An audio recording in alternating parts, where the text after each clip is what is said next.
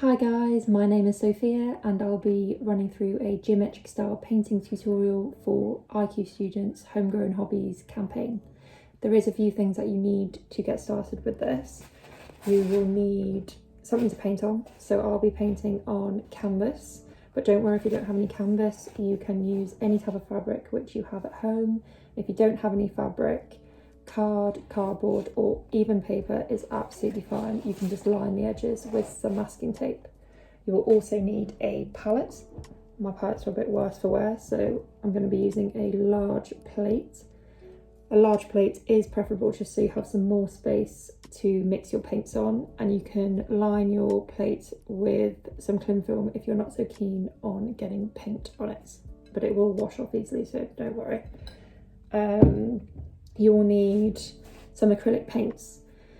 Any type of acrylics will be absolutely fine, just as long as it's not oil, as oil will not dry. I've got a range of acrylic paints which I've collected over the years. However, I'll be mainly using the System 3 acrylics, which is quite a standard brand and they're quite thick consistency, so they work quite well with your masking tape. You will need some brushes. Any type of brushes will be absolutely fine, but flat brushes are preferable just because it's easier to use with your masking tape and look a little bit like this. And some masking tape. So this is your standard masking tape, and this is some yellow frog tape, which comes in a packet like this.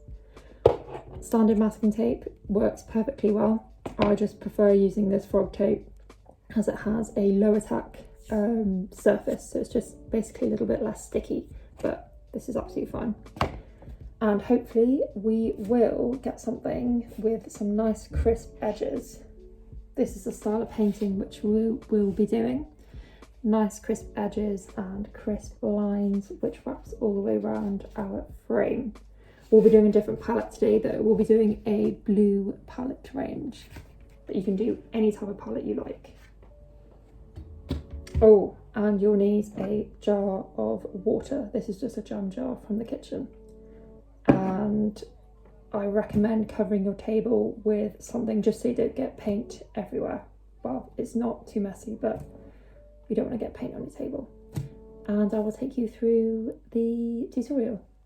To get started, you will need to cut some canvas or whatever base material which you are using. I've cut this piece to fit a frame of this size, and you need to just make sure you've got about 3 centimeters around the edge to fold over your canvas. Don't worry about primer. If you've got some PVA glue, this will actually work just as well, and sometimes even better, because it creates a really smooth surface for the tape to stick to. Because the smoother the surface, the crisper the lines will be when you start painting. Make sure you put your colours around the edge of the plate so you can work inwards when you're mixing. So to start, what you want to do is create a base layer of colour for all your shapes to go on top of. So as my painting is going to be predominantly blue, I'm gonna just quickly get this blue colour on.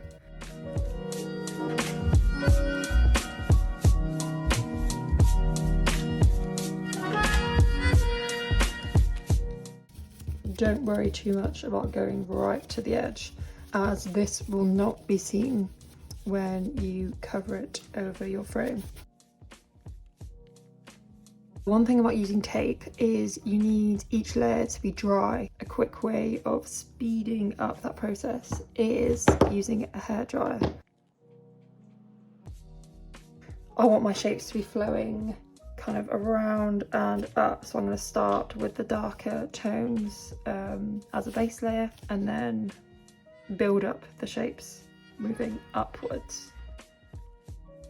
Another good trick is to have a few paintbrushes on you and use a different paintbrush for the different range of colours.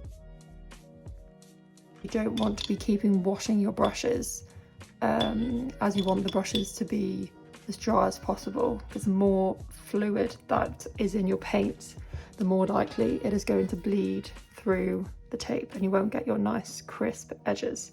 So the drier the paintbrush and the thicker the paint, the better. When you start painting, you want to try and always brush away from the tape, not towards. Brushing away tends to stop bleeds.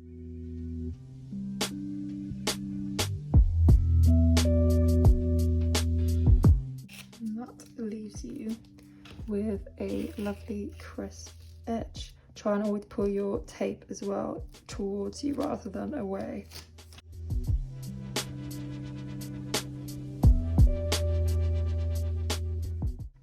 You can also reuse the other side of the tape, so you don't keep getting through lots of tape.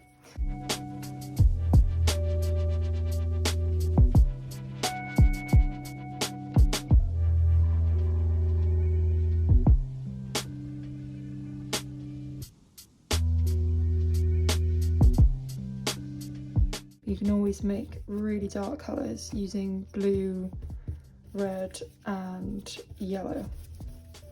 This is like a super dark grey.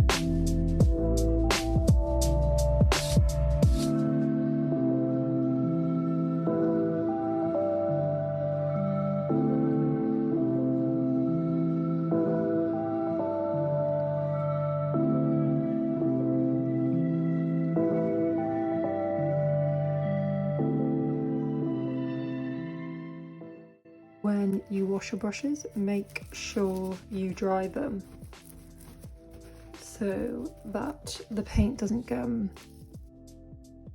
runny.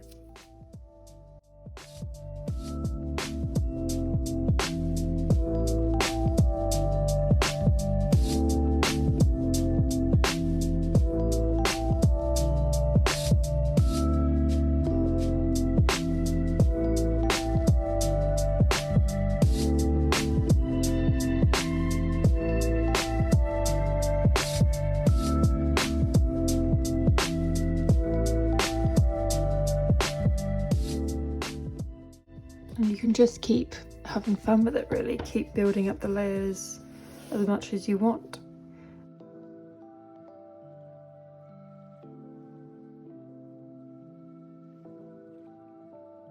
When you're using completely opposing colours, it can be quite difficult to get the colour on sitting on top. So you just have to be a little bit more patient and do a few layers.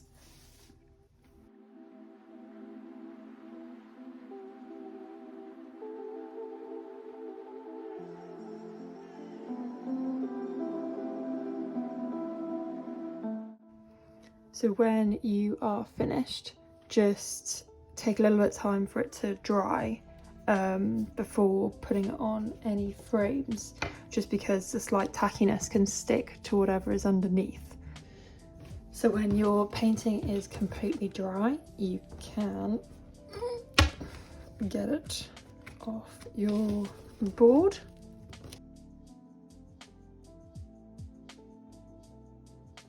For this, you will need your frame or a board or anything which you could want to wrap your canvas around. A clean surface, so make sure there's nothing underneath. Place it down, and I want a little bit more of the top of the piece in, so I'm going to do it slightly off. And make sure you've got the ridge size downward facing, not up. This, you will need a stapler, a knife or some good scissors. I do not have any good scissors on me right now.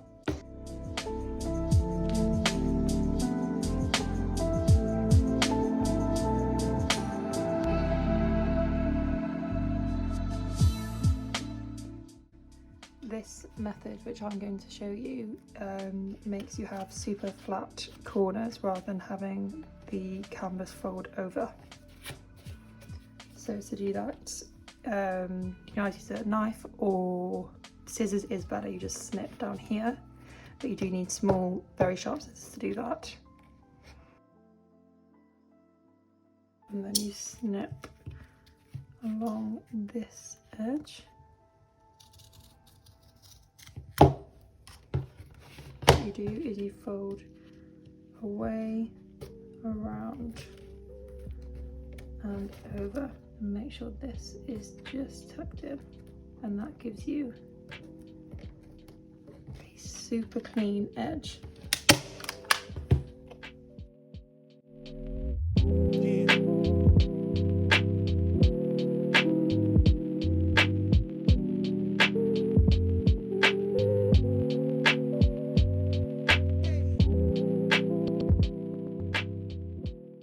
This way you get the painting all around the edge, so it kind of creates this flow of shapes all the way around.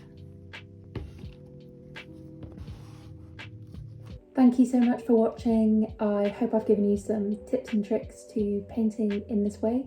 Keep safe and keep creating.